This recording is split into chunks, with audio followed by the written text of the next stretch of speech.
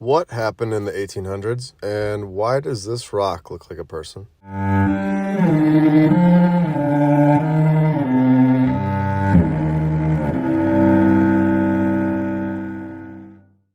And then finally, we'll get to the grand finale here. This is, I believe, one of the best mud fossil / flood fossil hearts specimens that I have ever seen. Alan Hughes did a wonderful autopsy on a heart specimen. That was one of the other best ones I've ever seen. I don't know if he still possesses that rock material or not, but the good news is we can always go out and find more. But I will say that to find one that's as good as the one I'm showing you right now is more rare. This one just happens to be red, and it happens to be in a nice hardness scale of 7 with the quartz and the jasper that it's basically made out of at this point. But look at the veining and whatnot on there, and the fascia. I mean, you can just see the fascia layers. You can see the muscle layers on this one. You can see the helical heart with the perfect line going down, the perfect openings on the top here. And I'll be doing probably a exclusive video just on this one specimen here. But I just want to show you that for now. So thanks a lot, guys. If you have watched my first 22 episodes, you are going to fully understand and be really excited to hear this next point. It will give it all away and show that these buildings are not our work. A previous civilization that was incredible, had incredible architects, and had a different level of building. They give us details where the material supposedly came from, so why leave out who actually built it? They couldn't just go one step further and tell us? I ask this question because this is not the first time they leave out the construction company in these stories. It's the nail in the coffin for me. It's one of the main clear giveaways that the building was from the old world. If they're unable to identify who exactly built this incredible structure that is only 85 years old, then I'm taking that as they don't know. And at that point, the rest of their story is untrustworthy. There's no other way to go about it. If this was built today, we would know exactly who built the building. 50 years ago, same thing. 85 years? We should definitely know who constructed this chapel, no doubt. So let's take a step back for a second. Obviously, nobody is 100% sure of anything, but at this point we can definitely see a huge pattern of there being some sort of beginning to our timeline in the 1800s. It's getting very obvious. So where are we? What happened? Where did the previous civilization go? And why are they being hidden from us? If there was a previous civilization, then where are the skeletons? Should we begin to look at the catacombs in France? Hundreds of miles of skeletons? I don't think we need to go into that, because it's obvious we're right. Was this a naturally caused cataclysm or done on purpose? Did these people do something they shouldn't have? It's obvious that we're not where we're told we are, and our history is not true. How many times have they used the Columbus story? Is this the 10th time the narrator has tried to trick us with a world civilization? Do they already know what kind of music we like because they've used these songs before? Same movies, same shows? These, in my opinion, are reused. Not all of them, but the big ones. Who knows how long ago Beethoven played the piano? Or if he was even real. Anyone ever notice they use the same plot for these TV shows? Airplane crashes into island, people are lost, and they twist it a little? It's like they're using the same script, even in our entertainment. These are the fundamental questions that should be held on to while we investigate further. Okay, let's go to the next picture. The Cathedral of St. Paul. I'm sorry, but have you seen these cathedrals around the world? They're incredible. The architecture are things that we don't do today. And if you don't believe me, go look at the Notre Dame Cathedral in Europe that was burned on fire, and they're still trying to repair it. Okay? So, look at that thing. Look at this thing. It's incredible. I mean, in Minnesota? What is going on here? This is United States of America. Why are we building... I thought this stuff was only in Europe. Next picture. What is this? This looks like ancient Greece. In America? What's going on? This was in Chicago in the 1800s. Okay. Look at the pillars on that thing. Incredible. The architecture and the stonework with no tools. They're telling us this is a chisel. You are telling me that you can hire a bunch of people and they can go chisel this stuff? I mean, give me a break. Give me a break. I don't care who you hire. You can hire 1,000,000 people. I don't care how many people you hire. This is incredible work. What are they going to do? How are they going to carry all this stuff? And why is it destroyed? Why did they destroy all this stuff? You have to ask these questions at least. I mean, what in the world? That is incredible. Look at all that stuff. It's incredible. The pillars, I mean, what is this? Why did they do this? Why did they build this in the first place? A World's Fair? And then to knock it down, I mean, it's incredible. What does it even say on there? It says a bunch of stuff engraved into it. Ugh, right by the water like that? Okay. Now that we definitely know that the obelisk was from the old world, let's get back to the Cologne Cathedral. Mostly because I like looking at it and wondering who the heck built this. It has so much detail. It is clearly not built in the 1200s, the 1300s, the 1400s, 15, 16, 17, 18, 1900s, or present day. But if you ask any historian, they will tell you the 1800s got the job done. Those 1800s people, they just had it down. They knew how to do things the right way. They worked harder than us and just figured it out. This narrative and excuse is just insane at this point. Which company was hired for 632 years? Who actually believes this took 632 years? Whoever built this did not take 6.5 centuries. They got the job done and did it well. They knew what they were doing. They had technology to get it done. They didn't make a single flaw. It stands before us today, and it will stand there forever, as long as they don't knock it down on purpose.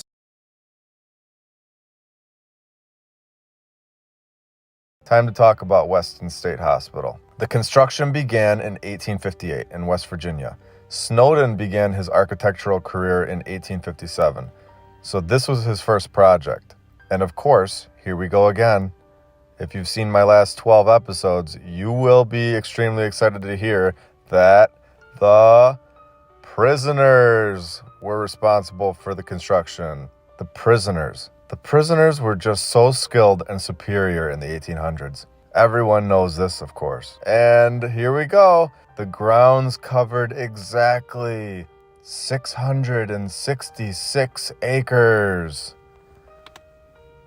Is anybody shocked about that? I don't think so. People were admitted into this insane asylum for a variety of reasons, including asthma, laziness, egotism, greediness. Are you kidding me? Laziness? We've all heard of the 1871 Chicago fire, about how the cow tipped over the candle and burned everything down. They even named their soccer team after it, so we've all seen it, the Chicago fire.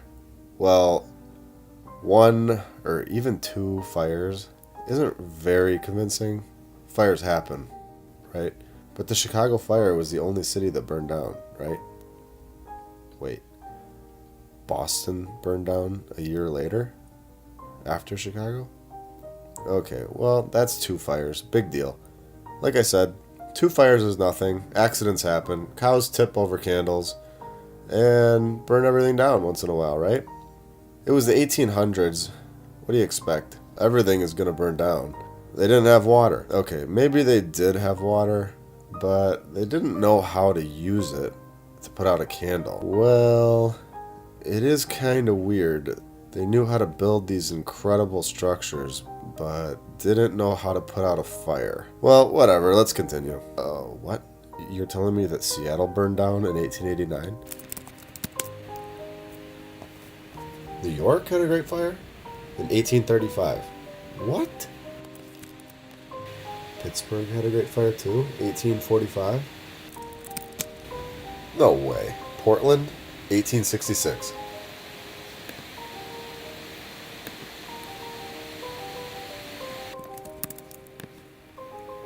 San Francisco, 1851. It destroyed as much as 3/4 of San Francisco. Are you joking? What the heck? Okay, well, that is kind of a lot, but who knows? Could be a coincidence, right? Well, why don't we just keep going until it's not a coincidence anymore? Let's do it. Dayton, 1882. The fire burns blocks of downtown Dayton. Guess we'll never see that again. Thanks a lot. St. Louis, Great Fire, 1849.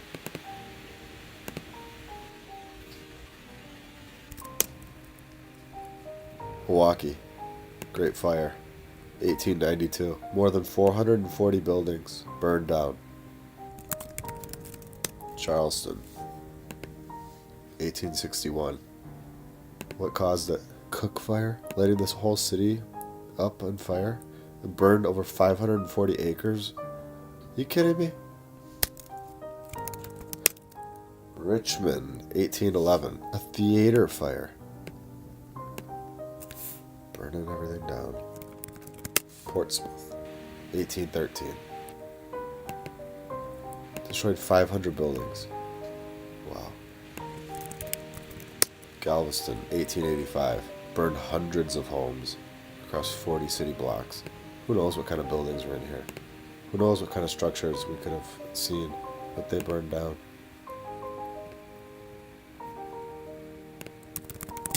Atlanta Great Fire, 1917. Let's get Toronto involved in 1904. Destroyed a large section of downtown Toronto. 1904. Gone. Gone forever. Troy, 1862. Gone. Dallas, Texas. 1860. A fire consumed Dallas. Let's stick with Texas. And of course Houston in 1912 was burned down. Blaze traveled more than a mile and a half. All of it is gone. Phoenix, 1916. It was caused by a spark from a generator, and the city's gone. Just destroyed because of another fire. No way did Philadelphia burn down too. Yep, it did. This one is the craziest of them all. It was caused by a lighter that was found near a tree. Give me a break. It's basically every single major city. I think you guys get the point. It is every single major city in the USA and even Canada. Yet we only really hear about the one, which is Chicago. Why is that? Can we all agree that all of these major cities burning to the ground and destroying all of the stone buildings along the way in a time frame of about 80 years is a little odd? I could be wrong, but I think it may be time that we just agree the controllers destroyed these cities and the ancient buildings that were there. Not some children's story that a cow tipped over the candle and burned down the entire city. Let's get a little deeper. Ellis Island officially opened as an immigration station January 1st, 1892. 1892, on the money, New Year's Day. They began bringing these people over from Europe, basically saying to us, hey everyone, come on over now. Everything is safe to look at now after we've burned everything down. Okay, so they burned things down for like a whole century. And then right after that, they say, all right, guys, come on over. You know, it's safe, basically. Incredible. And for a little bonus, I just wanted to throw in this star fort. I thought it was incredible. I saw it, and I think it was cool. I wanted to share it with you guys. It's Fort de Nasa, Senhora de Graça in Portugal. I probably pronounced that wrong, but you guys get the point. I just wanted to let you guys know that I thought that was a really cool picture.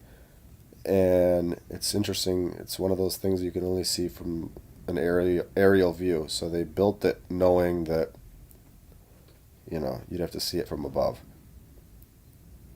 Very, very cool. I'd love to go there one day. Really cool.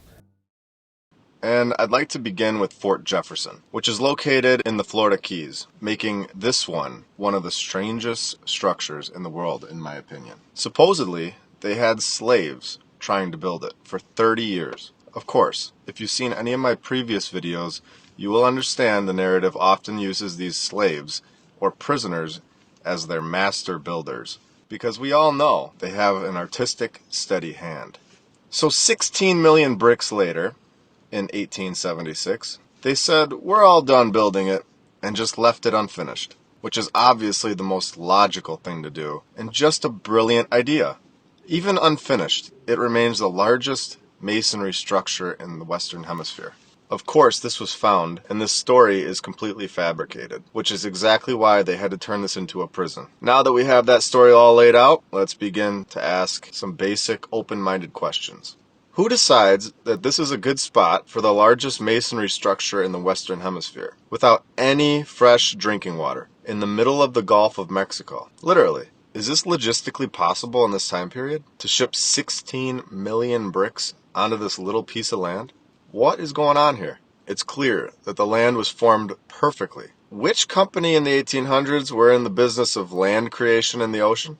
This is all the way at the end of the Keys as well. The story simply doesn't make any sense if you ask me. Just hire a bunch of slaves and prisoners. They'll get the job done. Don't even worry about it. They know exactly what they're doing. Now here's a map of all the star forts in the USA alone. Even the Statue of Liberty sits on top of one. I personally find it odd how these major cities just pop up all over the place.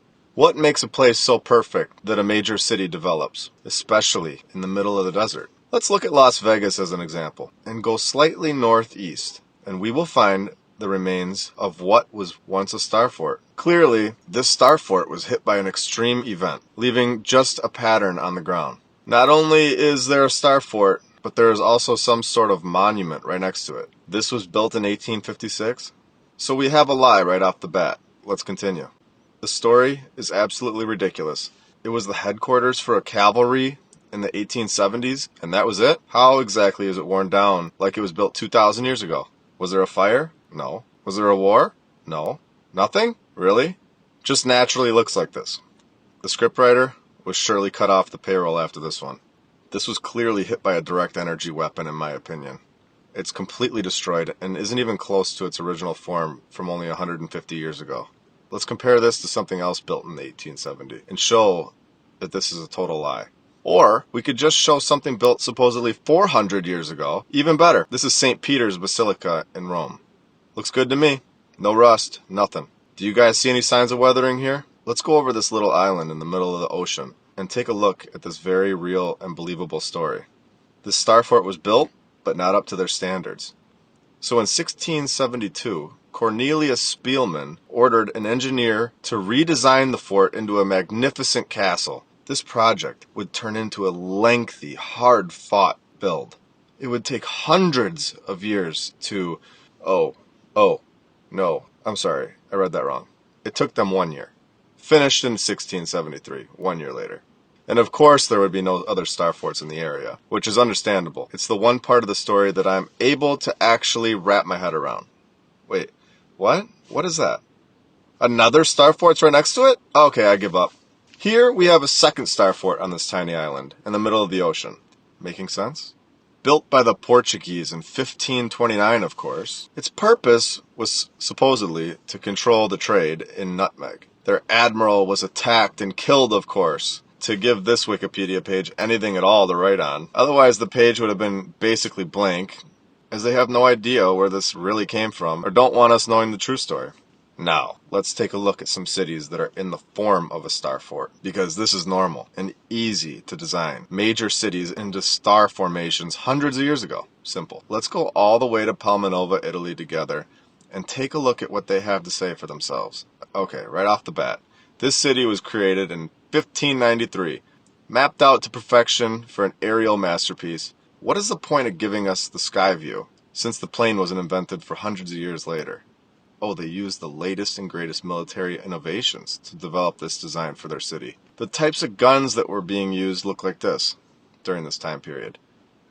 But when it comes to insane star forts, let's just chalk it up to military expertise and move on. Mr. Vincenzo Scamozzi is credited as the architect for this star fort. Scam-Ozy? Really? Scam-Ozy. I'll tell you one thing that's scamming us, is this BS story they're trying to get away with. In 1622, it was supposedly in perfect condition, and nobody wanted to live there. Is this a joke? Guess who they gave free housing to? Poor Venice was forced to pardon all their criminals and give all of them free housing in this star fort city. Just giving away star fort cities. Come on down. Anyone who has committed a crime, you are not only freed from jail instantly, but you are given a palace in one of the world's most perfect architectural places. Enjoy. Now, let's go all the way to Netherlands and see what they have going on over there. I'm sure it's nothing crazy, and all the stories check out. Oh, what is this? Another star fort city in a completely different country? Anyone have any questions? No? Me either. I guess I have a few. Like, what is going on in 1593 that they knew how to create something like this? The star is literally perfect, not even off by an inch, and it is filled in with water. Yet they didn't even have modern plumbing figured out until the mid-1800s. Do I even need to go further to know that this was built by an advanced civilization? I will go further, but do we need to? It's literally not at all how we build towns. Yet, this is supposedly happening in 1593 and built to perfection and remains that way to this very day. Could they rub it in our faces anymore at this point? I'm not sure they could. This story doesn't even care to give us an explanation as to who led the architecture or the construction. It just said, hey everyone, we built this and we're not telling you how. Just deal with it. Well, I think it's time we simply ask ourselves if that narrative is acceptable. Is it? I don't think so. In my closing statements for this episode, I'd like to show you guys this visual. Here's the map of all star forts surrounding Africa. Do you find it a little odd that there are star forts everywhere? I mean, in every country, all over the place. But there isn't one single star fort in the entire area that has been clearly burnt to a crisp for hundreds of thousands of miles in Africa. This is clear destruction. Whether it was on purpose or from the sun or something else, there was without a doubt something traumatic that happened to this earth in this exact location. Also, Australia has a similar resemblance in land coloration. Also, no star forts there. Coincidence? I don't think so. And I also believe this happened very recent, within the last 400 years or so. Not millions and billions of years ago, like we're told. That's got a very interesting shape. It looks like it's been crushed while it was petrified, because it's not got a broken part. So you see these that have perfectly round edges, and then it's not a breakout. It's not something that's broken away. It's an indentation, an impression in the rock. And it's curving. So it seems like it got petrified while it was being squashed. Okay, so here's two interesting rocks. And they're real meaty looking.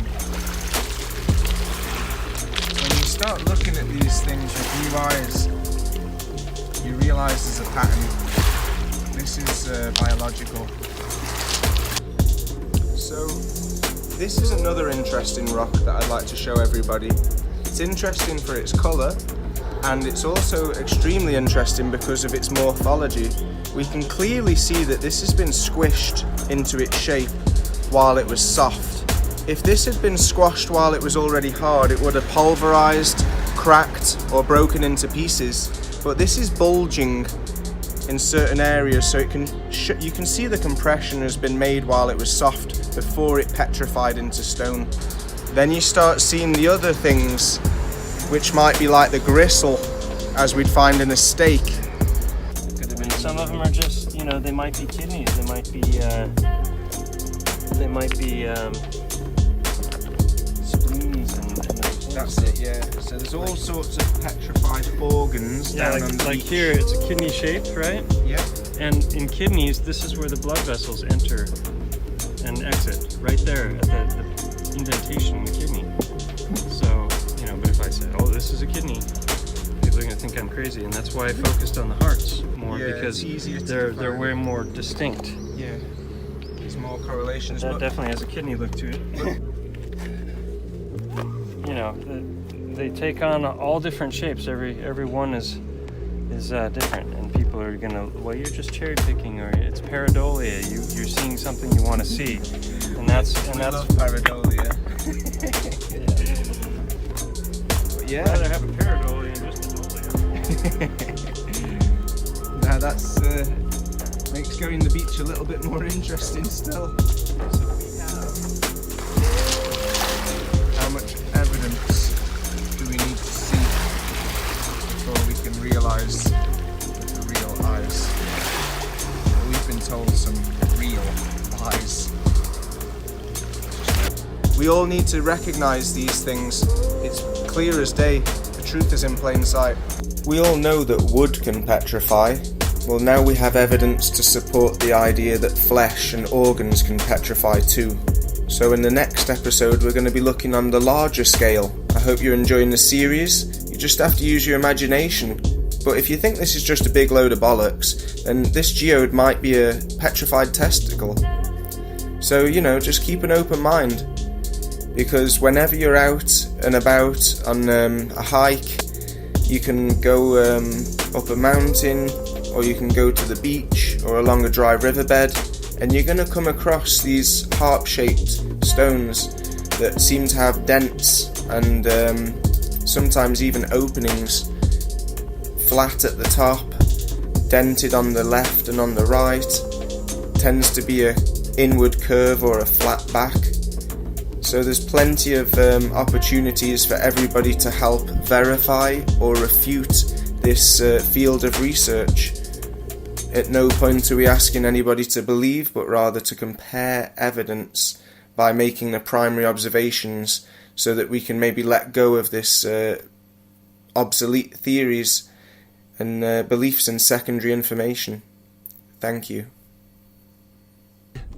I want to go over what I think is possibly one of the most incredible things that we don't even know about, is that all of the mountains and hills and all the high lands, I think, could possibly be melted buildings, and then the grass just grows right on top of it, and it turns into rock, and over time it just deteriorates. But I'm going to prove it, and I'm going to show you a bunch of pictures here of mountains turning into buildings turning into mountains. And it's just incredible. I mean, if you look throughout the world, there's so many photographs and proofs of this. It's remarkable. It really is. And the fact that nobody knows about it is another, I think, crime. And I think that's a great thing that we're doing here, is we're all looking and researching together. And it's really, really cool. And, you know, it makes you wonder, what could we be walking on every day? I mean, is it just every 400 years they wipe us out and then they destroy all the buildings somehow with some sort of, I don't know. If you guys have any ideas, that'd be great. Comment below and let me know. But my thoughts on it are that it is, I think all the land here is possibly just all created based on buildings and structures, and then we just build right on top of it. And there's so many things and evidence of this. Underneath cities, there are so many buildings that they've found, and like, I don't know. I also feel like maybe space could be a thing where they're trying to make you look up so that you don't look down. You know, we also don't have the resources to just go digging around. Like, we can't just dig in our, you know, we don't have a shovel, like a huge shovel, you know, and to go digging. And but even if we did, maybe they just destroyed it so well. But there are so many things around the world, though, that are not destroyed. And that there's like melted like rock forming on the building. Like, just, I mean, just doesn't make sense. I mean, when you really look at it, it's obvious that it's something. It's some sort of weapon or something that they had that melted these buildings and turned them into mountain. It's incredible. And if you look in the desert, you know, maybe I have a great theory about the desert. I would not be shocked if maybe the melting, whatever melted this stuff, just hit that area so much harder than it hit. Maybe, I mean, that might be where all the big structures were, where all the big cities were and everything. And this time around, it would just hit too hard last time that there's no grass there anymore. You know, it just destroyed and wiped out that whole area. I don't know. I mean, it's really interesting to look at these pictures and think about, but I do think that that's possible. I think that they have some sort of technology that they did not want us to see the old stuff. But there's leftovers, and we're figuring it out. I think we are. There's too much evidence of land that looks like land but has windows, and you're able to go inside of it. Just doesn't make sense if you're believing the mainstream narrative. But it makes a lot of sense if you think about it the way we're thinking about it, and open-minded and just looking with your eyes. Obviously, I mean, where do they think that all this land's coming from? You know, do they think that it's just appeared one day? I mean, I think it's very possible that it started out with no land, and over time we were able to create all of this land. And I mean, these are just theories, but maybe like as things got bigger and they just died in the water, and it just started forming land, you know. And it's just an idea. I don't know. Let me know what you guys think. I'm just brainstorming at this point, but it's so much fun to think about and so much fun to look at. These pictures are so cool. And then one last thing I wanted to bring up is, if this is true that all these mountains are actually old buildings, what kind of building was Mount Everest? And I mean, that could have been a huge structure. And also things in Antarctica, maybe they weren't able to wipe it out with their technology, and that's why we can't go there. They won't allow us with the Antarctic Peace Treaty, and all countries agree on that, and it's the only thing that all countries agree on. It's just very odd thing to agree on, that people are not allowed to explore land that we are born here, and where we want to explore there, and they're not allowing us. And I feel like that's going against our free will. And at that point, that's where they cross the line, because we do want to go there, we do want to explore, and they're not allowing it.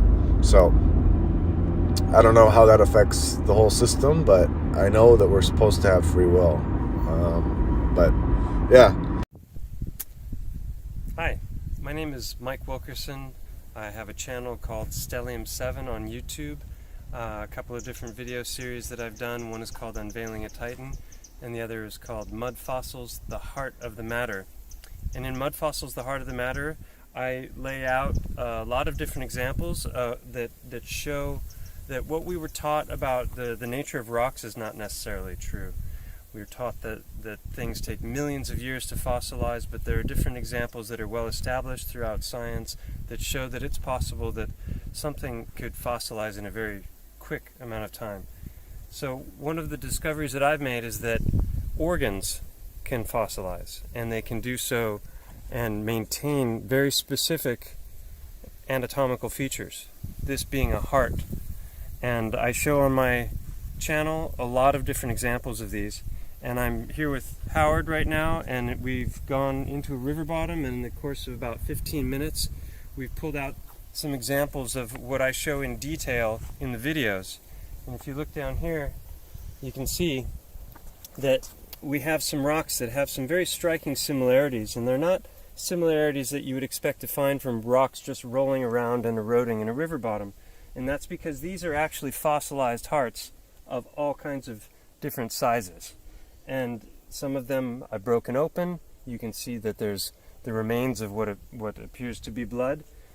There's a lot of anatomical features that are preserved. You find the same kinds of things repeating themselves over and over again with certain curves, and the tops of the rocks often have openings in them.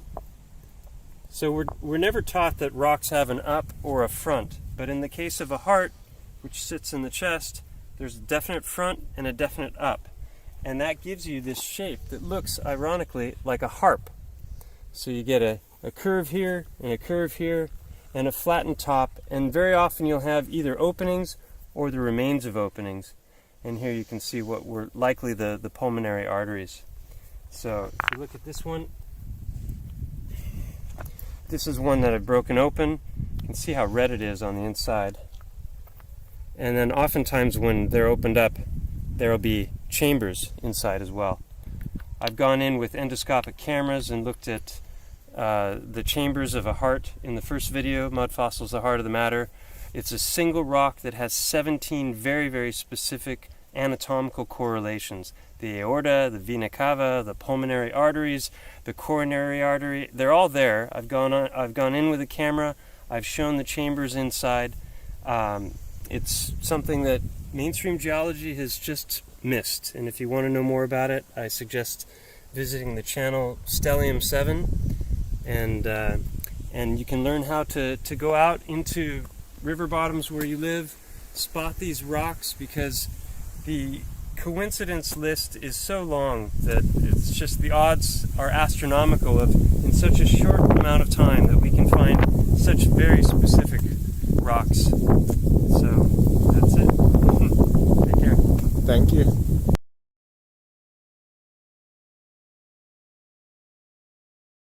Most of these incredible buildings were supposedly built in the 1800s. People didn't know how to do anything for hundreds and thousands of years until our amazing society showed up. Is that true? Or are we getting an ego boost to distract us from the truth? History tells us that we are the greatest. And we are, right? Well, that building is amazing, but we're still the best. Okay, that building is even better. What is that? Wait, they had wireless energy? What is going on? Fine, I'll admit it. The mainstream narrative is lying. What a great way to get people to believe the narrative. Tell them that they're the best. Who is going to question that? I guess some like us will, but the majority won't, for now. We look around and most of these incredible ancient buildings were taken over by banks or the USA. The USA and banks were both created, and what do you know?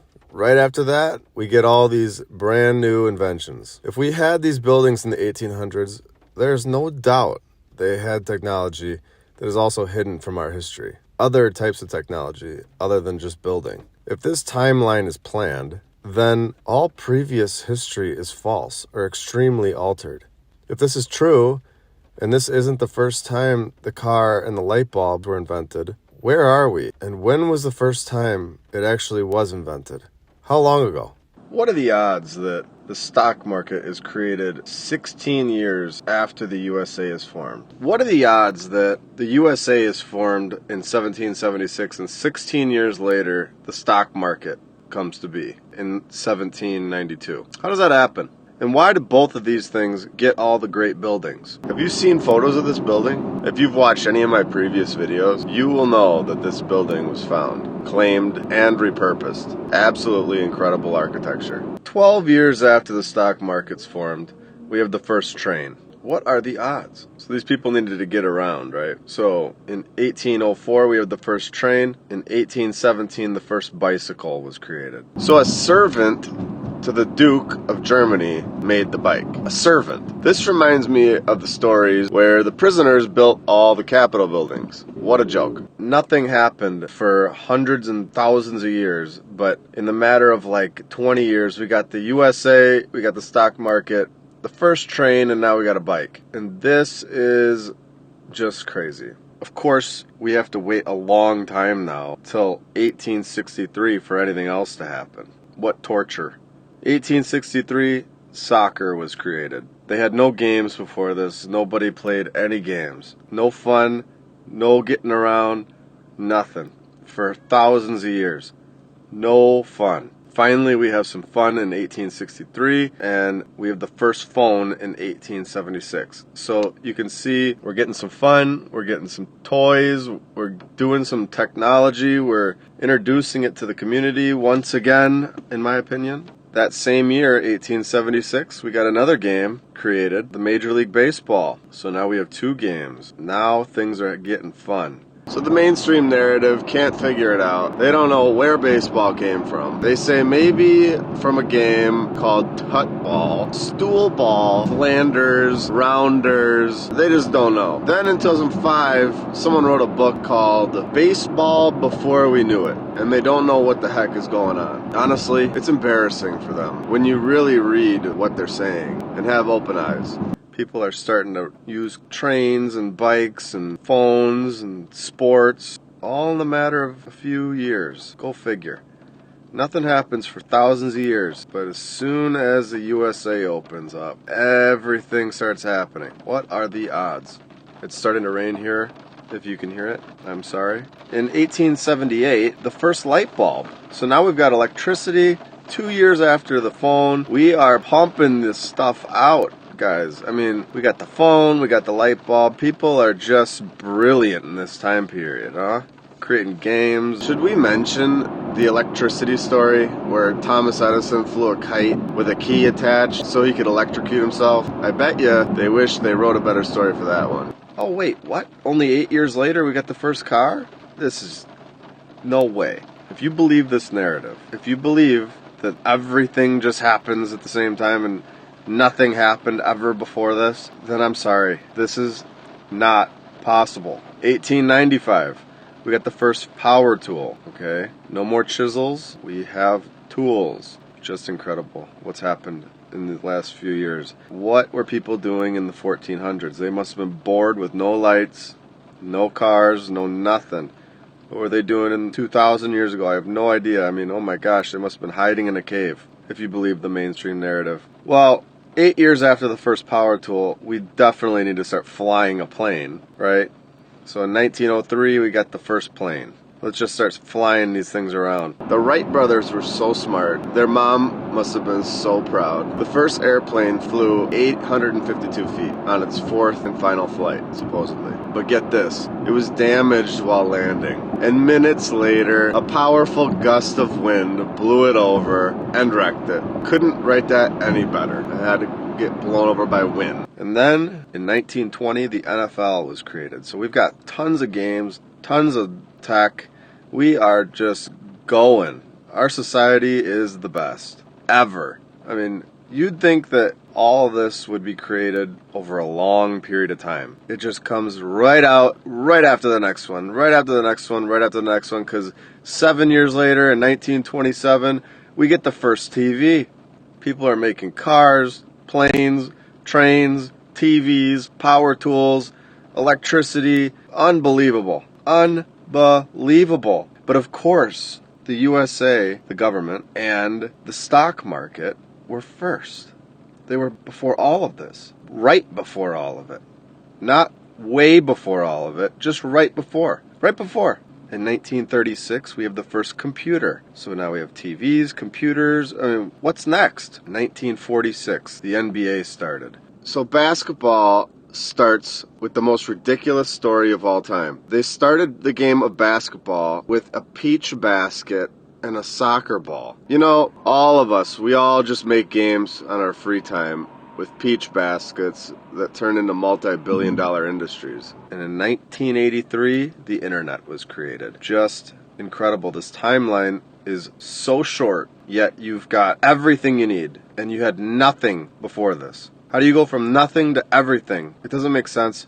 If you believe that, like I said earlier, there's nothing I can do. There's nothing I can say. If you really believe that we've gotten everything all in a matter of 200 years, then there's nothing I can say. This is proof, in my opinion, that they had all this stuff. They know how to run a society from scratch. They implant it right into our society after a few years, and here we are today. If this timeline was in court, the judge would laugh and tell them that this narrative is absolutely ridiculous.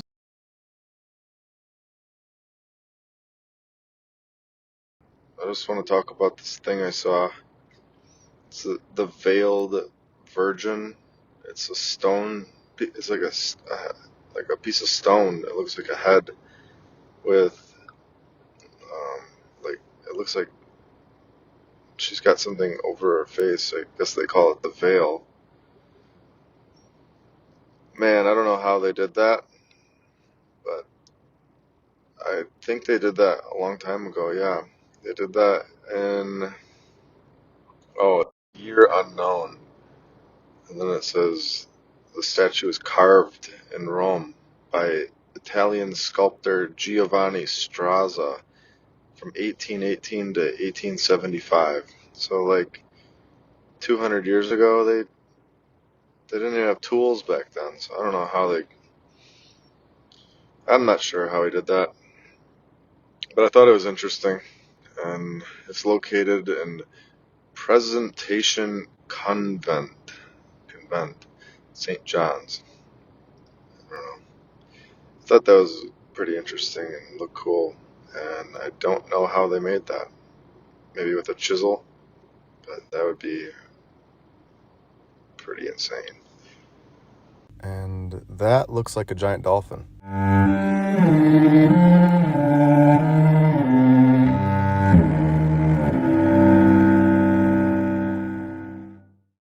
When we see the ancient structures, buildings, and artifacts that are obviously not built by us, why do we just brush it off and dismiss it because it was just too long ago and we have no idea how they built it or how it got there?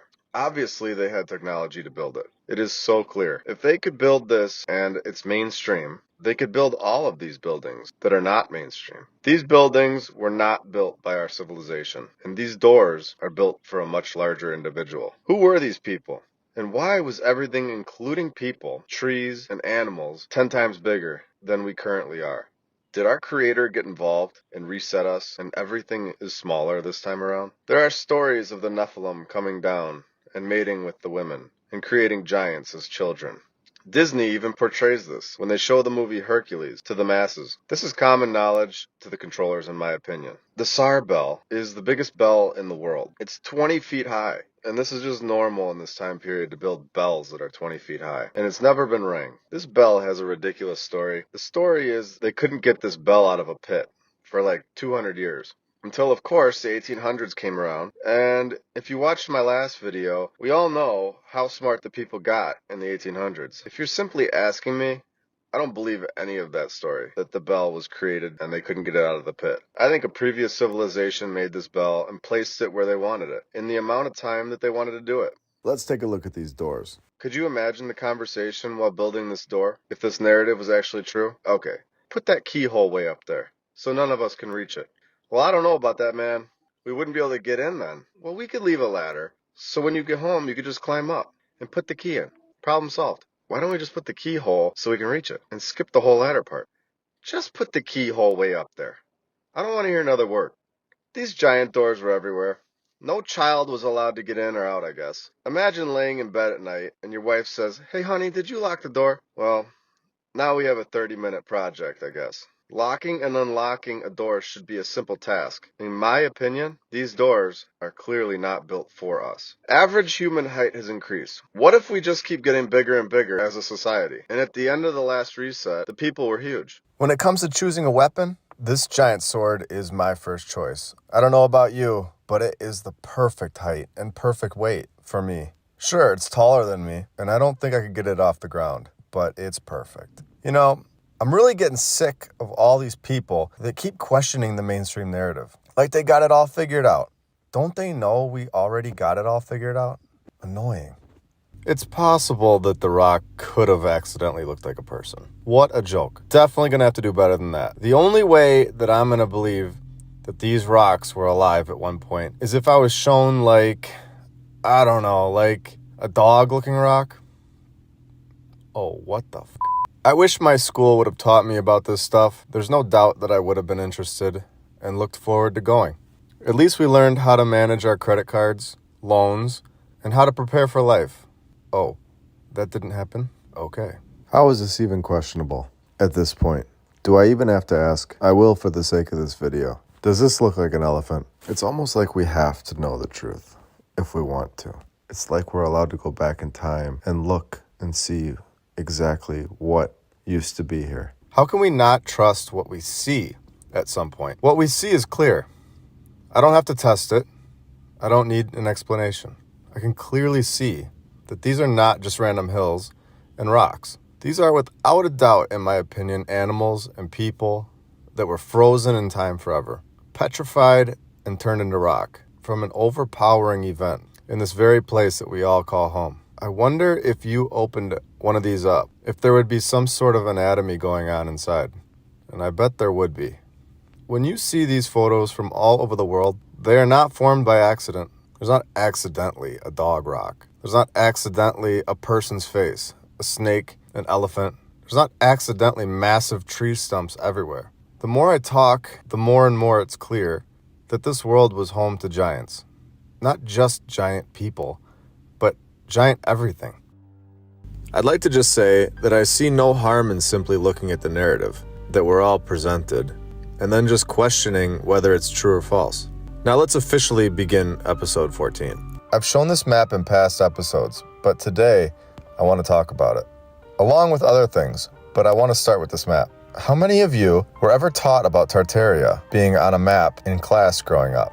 How many of you have ever heard of Tartaria? Anywhere? Ever? Why are there so many maps with a country or a group of people named Tartaria? It's not there for no reason. It was also shown as Grand Tartary. Where did it go? Who were these people? And why were we never shown this in government-run education systems? I went through college and through all of my years of the education system, a country that took up most of the land in the world not too long ago was never spoken of. This fact alone has to get you interested in this topic. What's going on here? This isn't a map from 5,000 years ago. This is relatively recent. It spanned across Russia, Japan, America, Europe, Australia, and China. These maps are clear proof that this group of people were here. They existed. It's not debatable. This is why we see building structures that look exactly the same all over the place. Same style in every country across the world. It's not an accident, and it wasn't from thousands of years ago. It also wasn't from 100 years ago in the 1800s. We didn't build these buildings. This empire did. Now, to be clear, this is all my opinion and simply sharing the knowledge that I've gathered. You're free to believe what you feel comfortable believing. Now that we've shown the maps, I'd like to jump around a little bit in today's episode and show some interesting things that I've found. Here we are in Sydney, Australia, the Sydney Town Hall, built in 1875, as the narrative goes. Thankfully, this building is still standing for us to see today. This took 9 short years to build. Relatively simple to build in the 1800s, as these individuals had the skill of construction mastered, of course. This was built right on top of a cemetery. This story begins to get weird and gets me wondering if they're telling the truth. I'm 100% sure they're not, but it's enjoyable to find the flaws. The building was constructed in 2 stages. Really? The first stage took 5 years, which was the main hall. This architecture was won by a contest.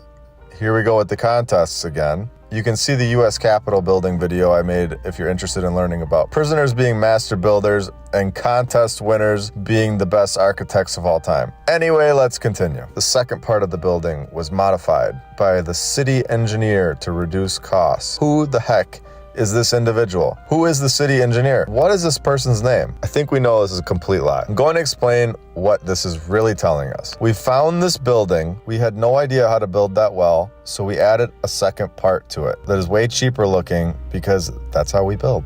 They didn't choose to build cheaper. They had to. Okay, well, that building was incredible. Now we're gonna probably have to go thousands of miles away to find anything else that has incredible architecture in Australia.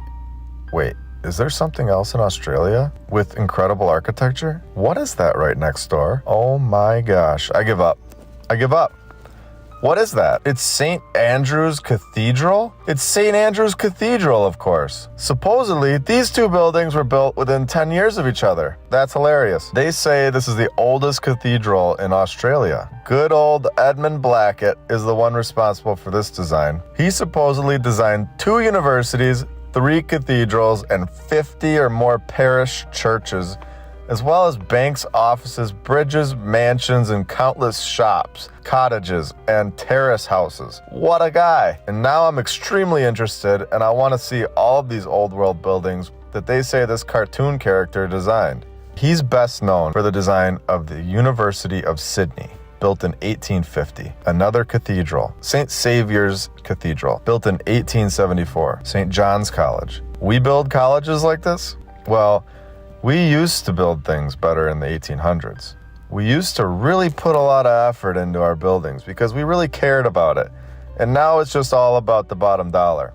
Yeah, right. Sorry, but I'm not buying that narrative. We build like trash because we do. These palaces are built like palaces because the builders had the keys to it. They knew how. Pretend I gave you a key to a $500,000 car and you got in it and go 10 miles an hour around the racetrack. You get back and I ask you, why did you go so slow? And you reply, I just wanted to save gas money. Sorry, but if you had a Ferrari, you are not worried about gas money. If we really have the technology to build these places, we would build them, and they'd go up all over the place still, but they don't. And we can tell the difference between an old world building that isn't built by us versus a building that we built, and it's simple. The distinction is clear. In 300 years, our buildings will look rusty and old. I'm not even sure they'll still be standing. They're not built to last. But this castle college that Mr. Blackett was supposedly responsible for building will stand the test of time and beyond. That thing isn't going anywhere unless it's on purpose. What else did this character supposedly design? Oh, a grammar school that has pillars, of course. 3 pillars will not be enough. Add another one to this grammar school, and I want it done now. Built in 1857, this is the oldest school in Sydney according to the narrative. This school also holds scientific significance as containing examples of early building materials and techniques in pre-Federation Australia.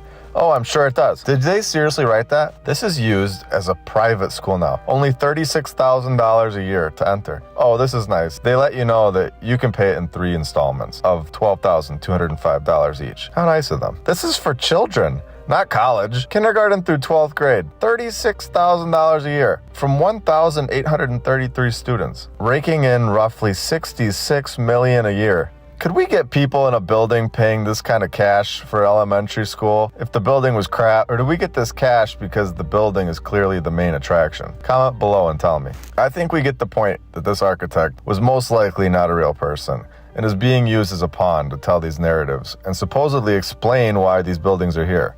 As a small bonus, I want to add in this water tower in Chicago. I was able to visit this site and check it out for myself for a much closer look. And I want to put a theory out there about it. It could be wrong, but I like to speculate sometimes and see where it goes. There were a small amount of buildings that survived, and this is one of them, in the Chicago fire.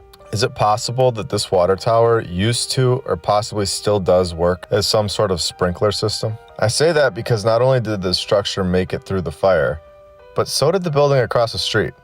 Very strange, and something to think about at least. A water tower is the thing that survives a fire? Coincidence? I think not. What is going on, guys? I have been looking at some stuff, And I saw you guys really liked my last video about Tartaria and the ancient world, so I decided I'm going to do another one. This is part 2, and these structures are incredible. They're nothing like what we build today. Absolutely incredible. Here's a door. It's just not the way we build today. This is, how would they even put this on the hinges? Look at the size of the people. Look at, you can tell the difference between the sizes of things. Things used to be bigger. The horses were bigger, the people were bigger, the buildings were bigger. This is the noble New Orleans cotton. This is built in New Orleans. Are you kidding me? This is Chicago.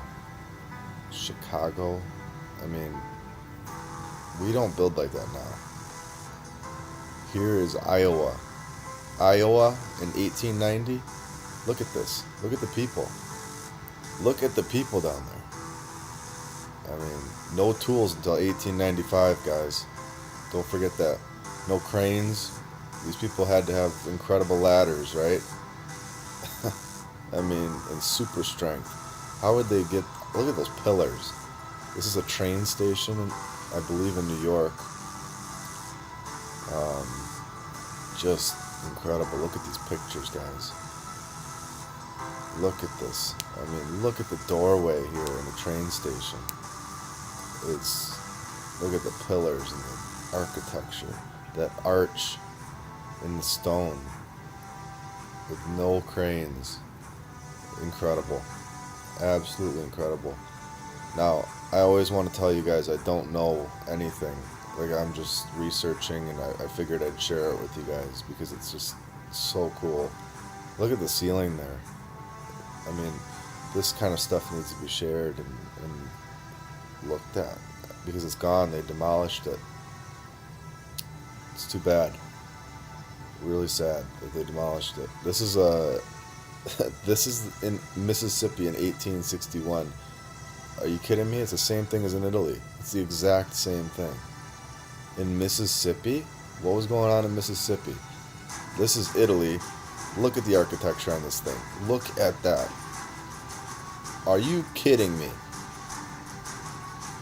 Oh, it's beautiful. This is the same building. Look at this. Look at that. Look at the just the architecture. I mean, the time it must have taken to build this stuff and the manpower. I mean, there had to be tools. You can't do this with a chisel, guys. You can't. I know they tell you that, but you can't. And here, this is a underground, underneath all the buildings. You can when they take it away, there's actually stuff underneath. Look at this. Ready? Here, switch it. There we go. Look at this. Underneath the regular houses. You guys, this looks like in the middle here, like a window, but really it was actually it was like a basement window. There's actually like the ground level was lower. Look at this one. Underneath cities. Look at the cars. Underneath the road is more houses and more stuff. Like they just built right on top of something. This is what people call the mud flood. There supposedly was a flood and buried all of the ancient stuff, so it could be more and more underneath that we don't know about. Check this clock out. I think it's the coolest clock in the world. I think it's the most accurate clock in the world, and they just leave it outside for everybody to see. But we don't make clocks like that, guys. We do not make clocks like that, and it follows the moon and the sun perfectly.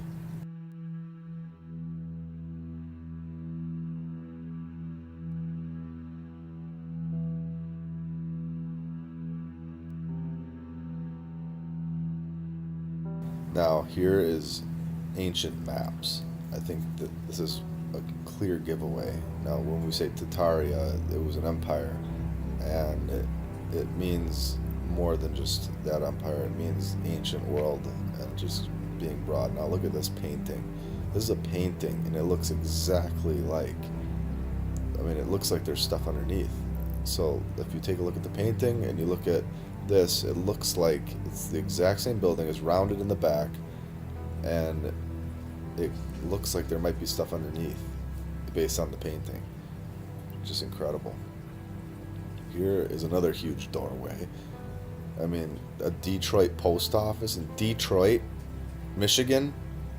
I mean, come on. What is this? This is amazing. I just thought that was a great picture. I'm not sure what that is. If you guys know, let me know. But I thought that was really cool and looks old. This, look at the architecture on this thing. Just incredible. Just unbelievable. It looks like it was like melted or something. Or amazing. Now here's where California is not even on the map. So the United States, and there's California off on the side. There's some water in between. Something happened, guys. Something happened. I'd love to hear all your guys' thoughts on this. I would love to learn more too. If you know something, let me know. Just amazing. There's California, another one, just not attached to the United States. There's water in between on the map, on many maps, not just one map.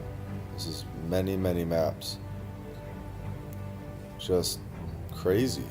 We're not told the true story, that's for sure. There is definitely something going on.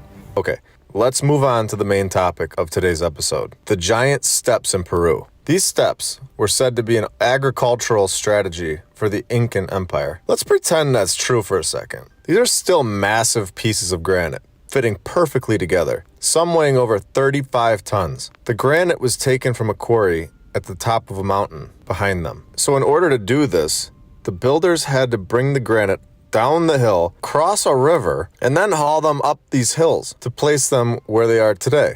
I'm just going to be honest. This construction company would be the #1 selling stock in the stock market today. It would be the most impressive company in the world. You may say we could easily do this today. Say we could. Could we do it 200 years ago? You may say it's possible. Could we do it 300 years ago? You may say no. Okay, well, according to the narrative, this was supposedly built like 500 years ago. If you don't have red flags going off, then what do we do with you? We all know the mainstream narrative about history is completely screwed up. The timeline is a mess, and they can't seem to put their finger on anything that we really want to know about. So why should we believe their story at any point? About anything. Once I'm lied to once, that's about it. Twice, then I don't trust anything that's said anymore. And the narrator has lied to us hundreds of thousands of times. Well, I just wanted to let you all know that I'm about to start my own agricultural company. I really need to get these 35-ton granite blocks hauled down a mountain, through a river, and up another mountain just to get it started. I need to do this about 100 times. Does this make any sense at all? What are we even talking about? These are clearly stairs. They are 100% stairs. People from all over the world are attracted to this site for a reason, and they don't even understand why they're going there. They think they're seeing an agricultural site. Go visit a farm. No. These people know that this site is more than an agricultural site. It's not a farm. This was the home to giants. We know deep down that this is the truth. These are stairs for giants, and I don't need William Shakespeare to tell me. I can see with my own eyes. I know a giant staircase when I see one. The world is so much more fun and interesting once you've unlocked your mind, and you're able to see what's actually in front of you. The possibilities become endless, and the truth becomes a reality. My giant stair rant is officially over for today, and I want to go to the Parthenon in Nashville, Tennessee. Why does Nashville have a Parthenon? And are we sure this was built in 1897 like we're told? It's a full-scale replica of the original Athens, Greece. My question is, if this is true, why are we doing this in the 1800s? We don't do this kind of stuff today. So what's going on here? Another World's Fair. So this was built for the World's Fair of 1897. Apparently, this World's Fair had a bunch of buildings that were based on ancient originals. Ancient originals? So I'm going to step out of the narrative, and so that everybody here at this point can understand that these were not based on ancient buildings. Of course they would keep them all. Oh, no.